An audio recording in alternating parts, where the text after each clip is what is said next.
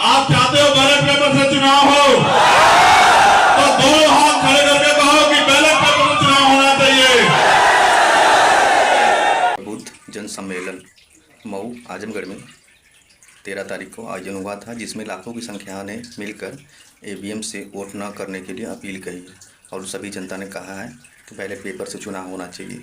और लाखों की संख्याओं में चंद्रशेखर भैया जी के समर्थन में नए नए युवा, बुजुर्ग, महिलाएं सब सम्मिलित होकर के भैया जी का हाथ थामे हैं और भैया जी को आने वाले समय में पूर्ण बहुमत से सरकार बनाया जाएगा। आप लोग वीडियो पूरा देखिए। मैं आपसे पूछना चाहता हूं, आप अगर बैलेट पेपर के समर्थन में हैं तो जब मैं बैलेट पेपर कहूं तो दोनों हाथ उठा लेना, और जब मैं ईवीएम कहूं तो अगर आप समर्थन में नहीं तो हाथ नीचे कर लेना।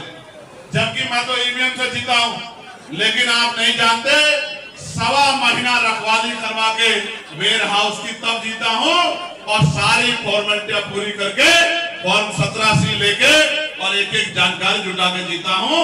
क्योंकि माननीय काशीराम साहब कहते थे कि बैलेट के साथ साथ बुलेट की तैयारी में रखनी है, अपने अधिकार को लूटने नहीं देना, अपने अधिकार को। आप ये बताओ, आप चाहते हैं ईवीएम से चुनाव हो? गलत फहमी मत करो, इसी तरह चल रहा है देश में। अगर ईवीएम से चुनाव चाहते हो तो हाथ खड़े करो।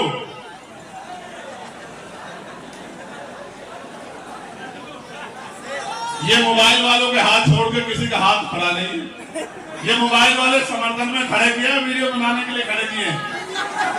अच्छा ठीक, आप चाहते हो बैलेट पेपर से चुनाव हो तो दोनों हाथ खड़े करके कहो कि बैलेट पेपर से चुनाव होना चाहिए।